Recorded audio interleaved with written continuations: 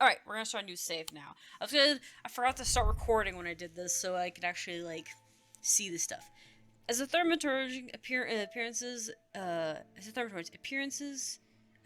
as a thaumaturge apprentice, there's a lot to learn. Every object must be treated with care, and it is important to identify the harmful from the harmless, the potent from the mild. This is kind of a cool thing. Like you see the outside of it. It was only supposed to be a temporary arrangement with Eli after left the shop. Strange antiquities in my hand. None of us knew that by then the phenomenon has already the pendulum was already swinging with a terrible certainty that could not be stopped. The ravens were an omen, a circling unkindness of black wings and cheerless cries that seemed ever then to signal the start of a rising dread. That music, I like the bird sounds. They do really good in Go Harmon's effects, to say the least. Okay, so we're gonna do a new ending, and I'm not going. Sorry. I don't know much about. Okay, we're using like a. I won't say which ending we're going for because it's not a big deal specifically, but this what was I gonna say? The walkthrough I'm using, or the information here, isn't very detailed on exactly what I'm supposed to do. It just says, like, who I'm supposed to tick off and who I'm not supposed to tick off. Who's dead and who's alive. So, I'm still kind of, in a way, guessing. Because Strange Horticulture gave me, their wiki gave me kind of a step-by-step kind of playthrough on this. It is not quite with this. I probably could find a thing for that, but I don't have that, so I'm not gonna bother looking up a ton of stuff to try and find a 100% on it. So we're just going to play it by ear. I'm moving my phone around so I can see this. We shouldn't need to worry too much this first bit. Okay, so first off, let's get things organized before they come in here.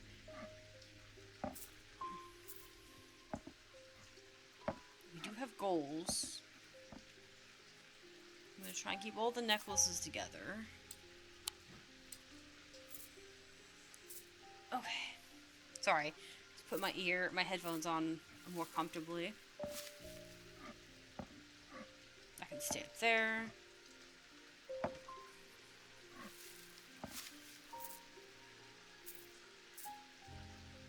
probably should put the necklaces back over here. This shelf just seems bigger than the other one does.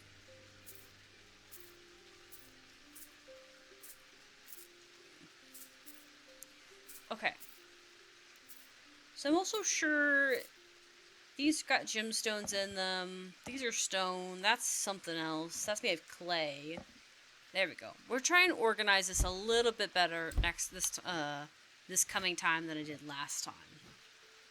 Stones together. Necklace. Do I have a shelf for wood things? I do.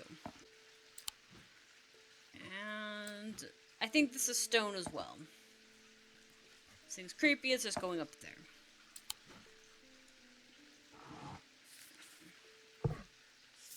Nice.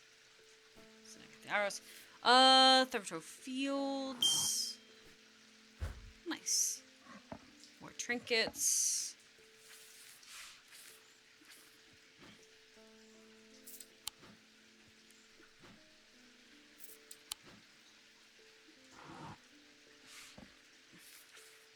Reminder to store. I stored a couple of items in the cellar. Wine, and the merchant next door. Okay. Let's go ahead and look for that again. We're looking for strange antiquities. So, next door.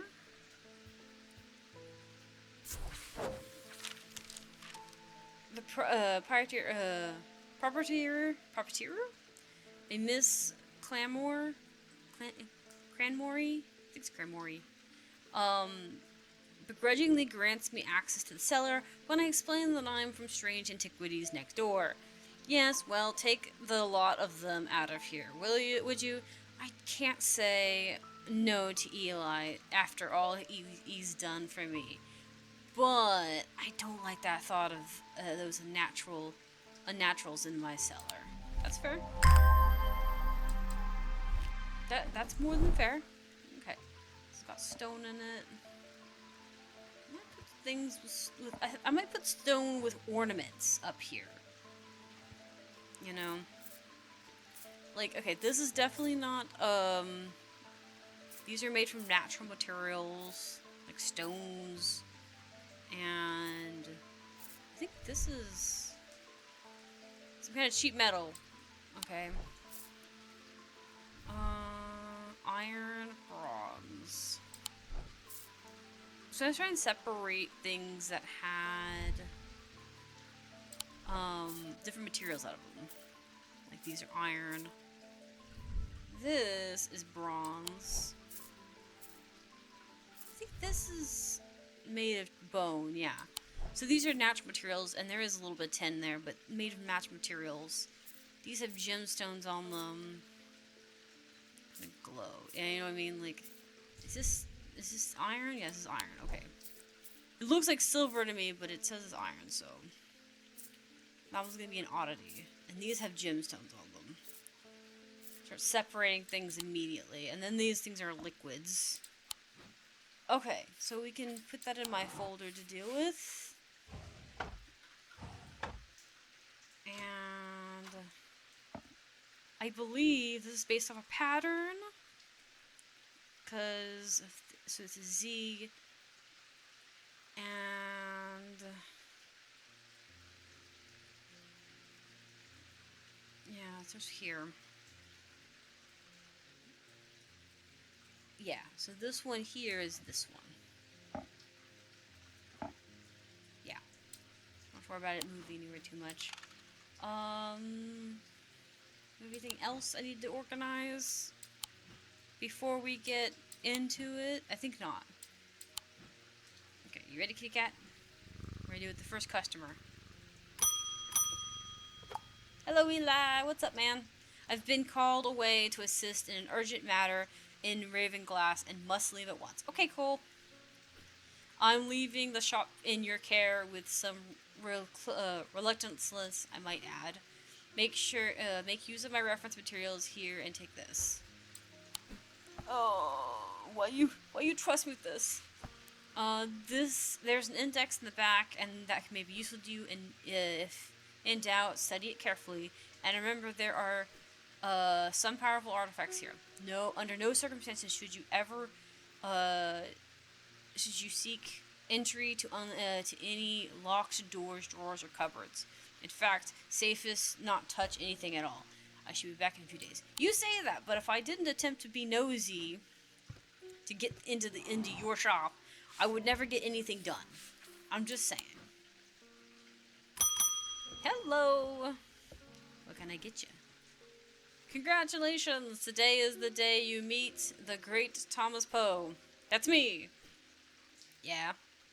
I'm a man of two loves, fresh mountain air and little white dogs called Hampshires. But I reserve some room for laughter amongst friends in shops with cats in them. If you'd be so kind, I'm looking for a replacement for my hunter's boon. Okay, hunter's boon.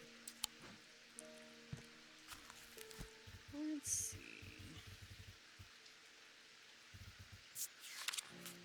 Hunter's boon is a primal, primitive item. It grants the power of a predator, enhances perception and agility. They are made from trophies, often taken from slain beasts, which those made from the deadliest predators upon being the most prized. There are similar items without embellishment. There's simple items without embellishment. Okay, so it could be this. This is definitely a tooth. Move the cursor in different objects. Yeah, give me a sense of power. Yeah. Doesn't smell like anything. Yeah, and it doesn't have any embellishments, which means it doesn't have anything.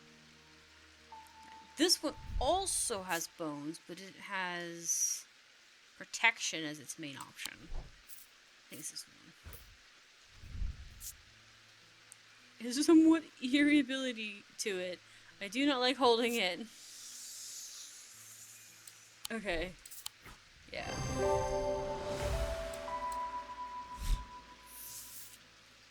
Alright. And now it should, yeah, so now it should be labeled. Because last time it wasn't labeled because I didn't have the auto labeling ability on. So, yeah. Some labels should be added while being inspected.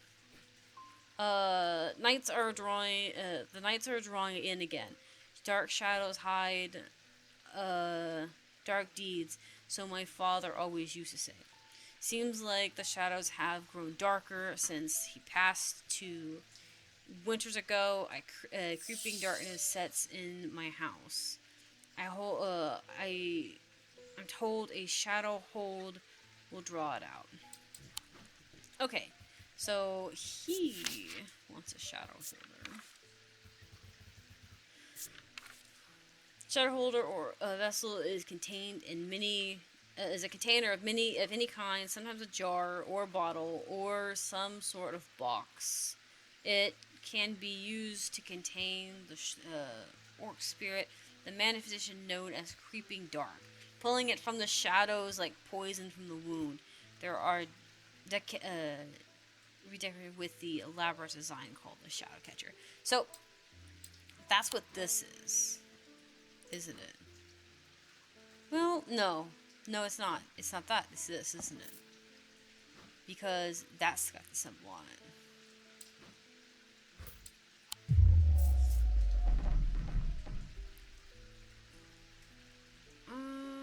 If not that, then maybe it is this. Yeah, okay. Doesn't look quite the same. This item is a container of some kind. The design of the bottle is similar to the sketch. I guess it's tilted. That's probably what it is. It's tilted. In a way. That's what I was thinking at first. I was like, it looks similar, but then I was like, wait, it doesn't. But it does look like it's just tilted sideways to the side. It's a little odd that it's kind of tilted, but I guess that's the same thing with like this. The symbols on it are tilted. Maybe it's just a decoration type thing. Makes it too similar for these two kind of thing. Oh, sorry, above the mic. What's with all these ravens flying about Undermere? I can't remember ever seeing anything like that. Not a good day for the sort who believe in dark omens. A letter from you. Thank you. Who's this from? We discovered some papers in a hidden desk drawer in the boatyard last night. Mr. Jones almost threw them into the fire pit, but I asked to take a look at them first. The man does like to burn things. They look old. Maybe there's something Maybe there's something much of here. Sorry, yawning. But I thought of you when I came across them across an entry on the Shin. Shin? Shin. I think it's supposed to be Shin. Okay. So we go to the boatyard. Alright, boatyard.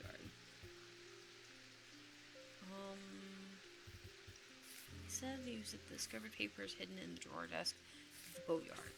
I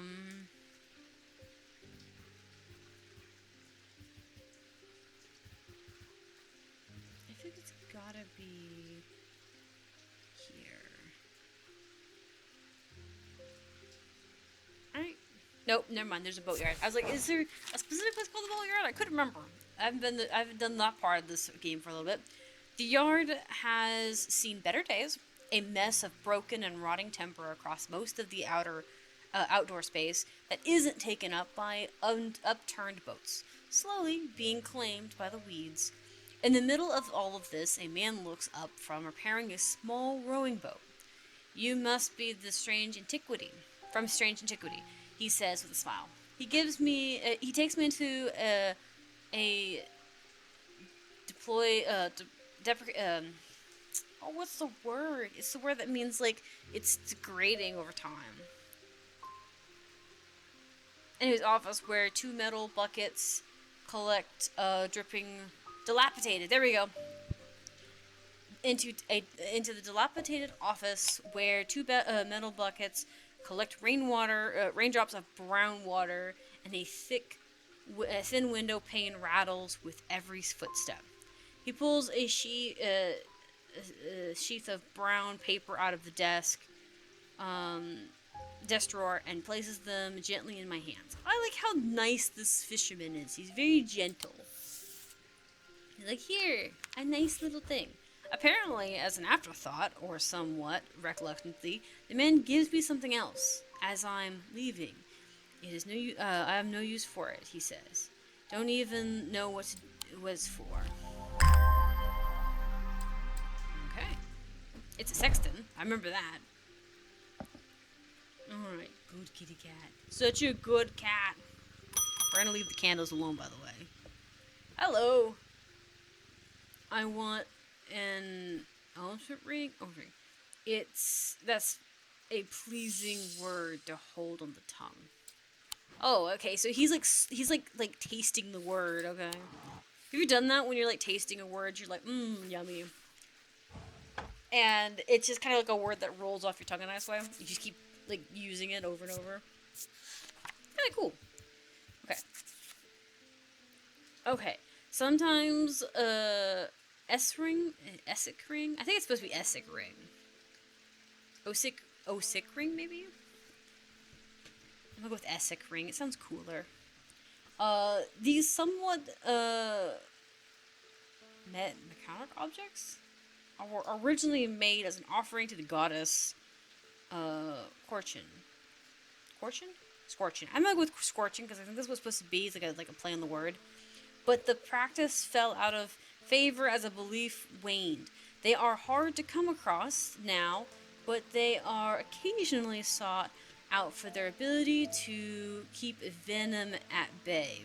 Okay. Some say they can hear Scorchin's unearthly hissing when they hold the Essek ring up to their ear. I'm gonna forget how I said everything last time. We did have a hissing from this one. A soft surfing hissing, yeah. I kind of think that one, it would have been cool if it had snake bones in it. Because this looks just like animal bones. But if it had snake bones around the outer side, it'd be cool. Have you seen snake skeletons? They're cool looking. Terrifying, but cool looking. Made of bone, this item satisfies the description of malleable. Oh, I think that's what it is, malleable. Closer inspection confirms that a hissing noise can be indeed heard. Okay.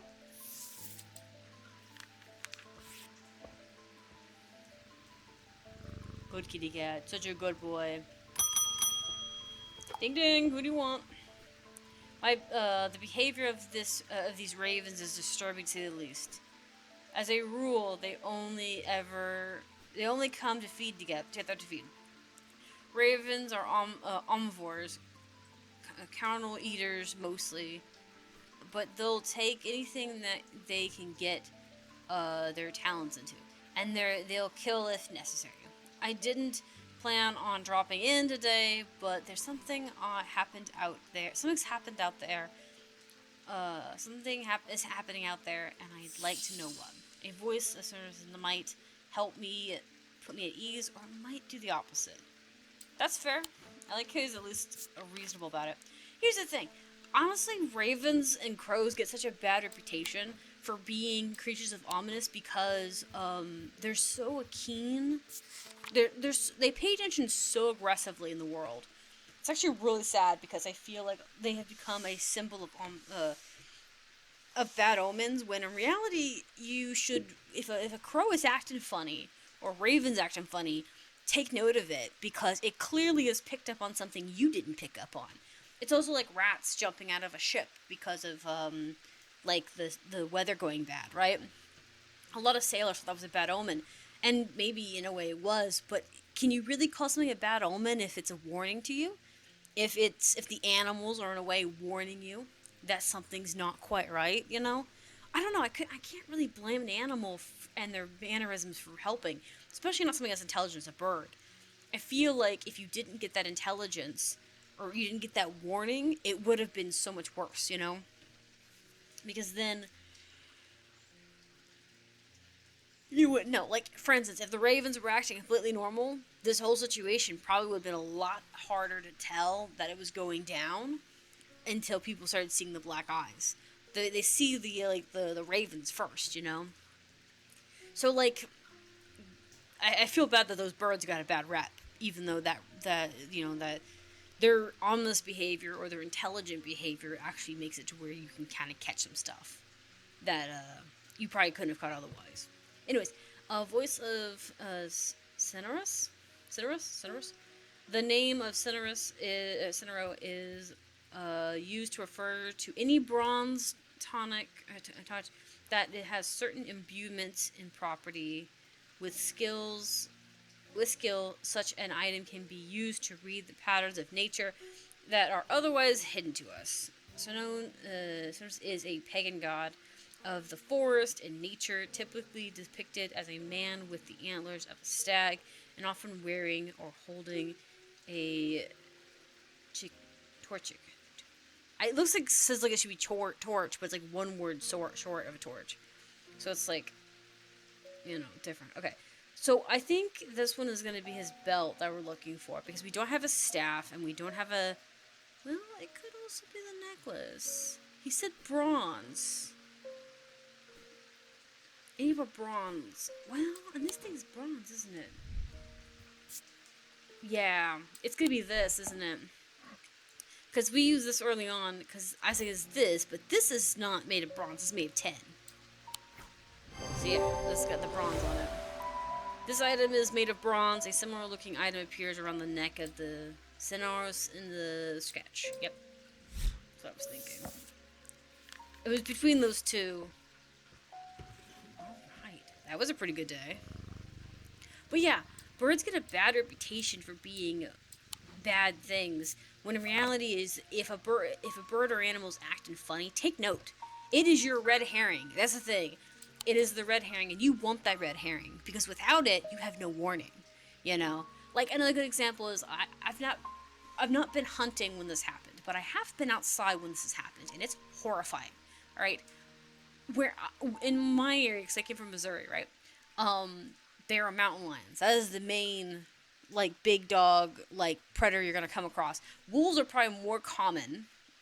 Well, coyotes are probably more common. I don't think we have much wolves, I know. I think there are some, but I don't think they're out there. But coyotes and wild dogs, which is people abandoning their dogs in the woods. Don't do that, by the way. Don't ever abandon a domesticated dog into the wilderness. One, because it's freaking cruel. And two, you do no services to your environment, to your fellow human, or those dogs. Other than it being an act of cruelty, in my opinion, it's also endangers wildlife, local wildlife, because dogs are still predators, and they will they will hunt if they need to. But majority of pets do not survive.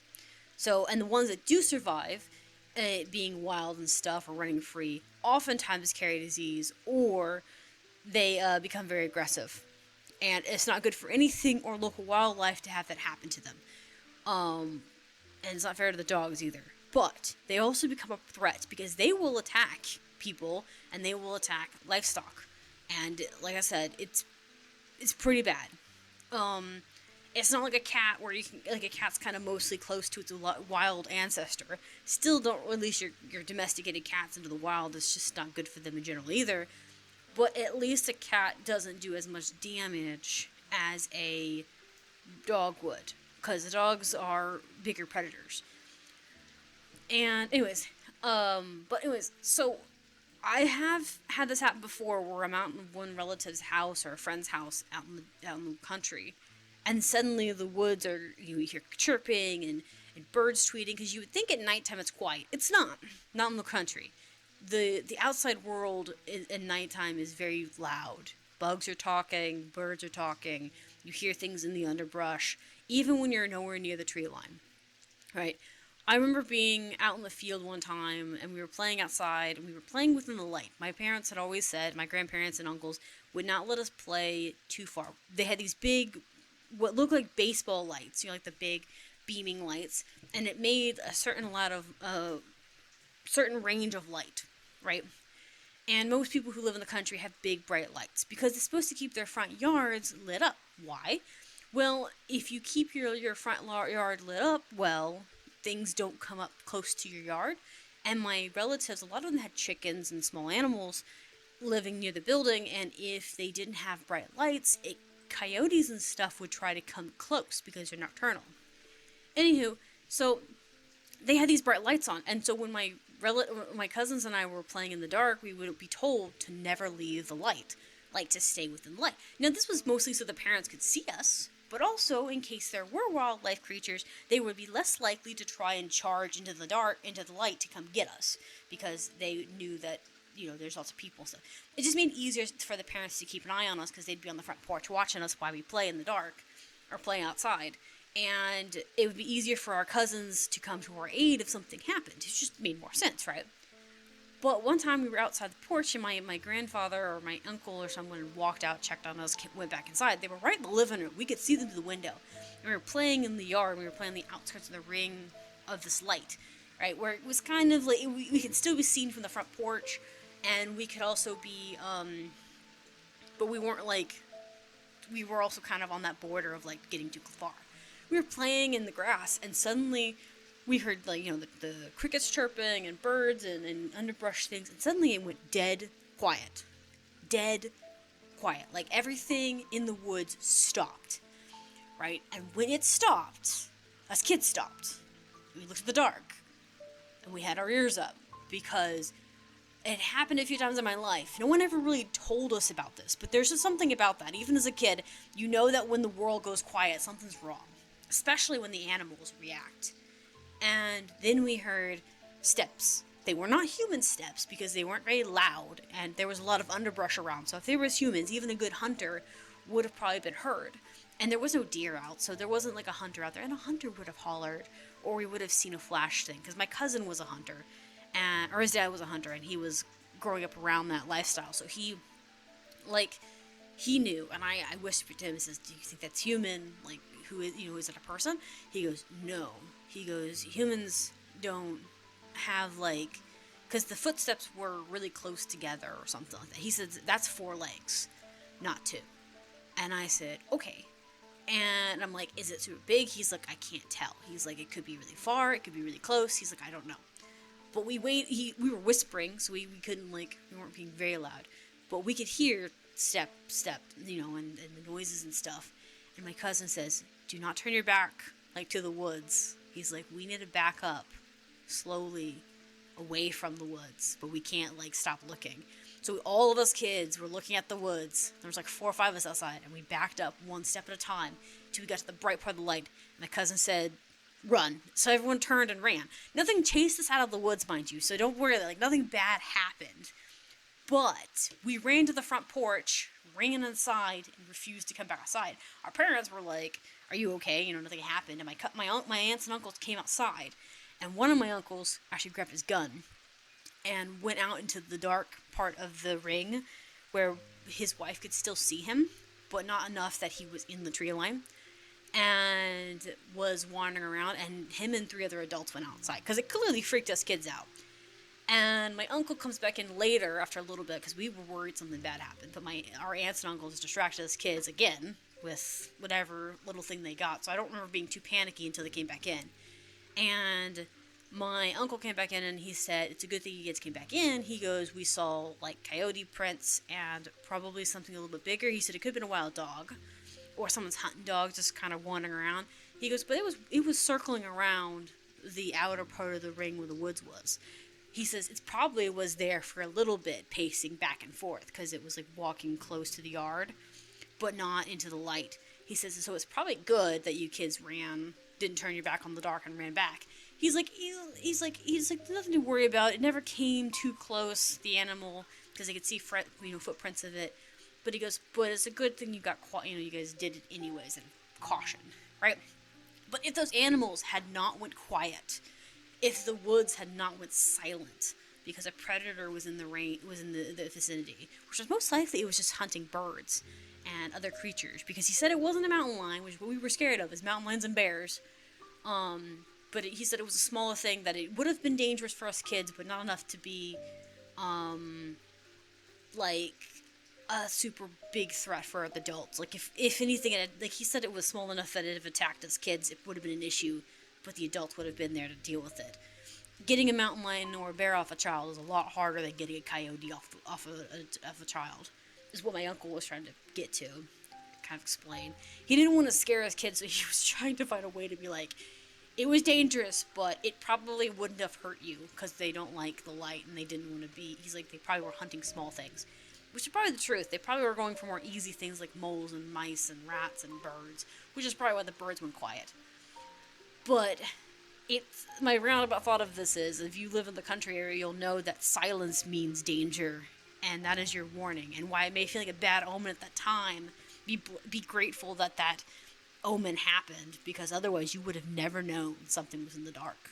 Because us humans can't smell anything aggressive when we're like that. So if you're hunting, maybe if you're like a hunter at experience, you might be able to have a good sense of smell.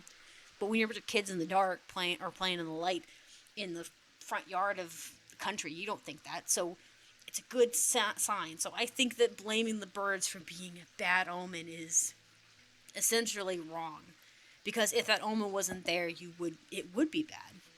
I feel like a bad omen is something where it doesn't give you a really good indication of how bad something is. Anyways, we're going to switch games and we'll move on to the next day. I didn't mean to get too lengthy with it, but like, it's terrifying. And we can just dance tonight.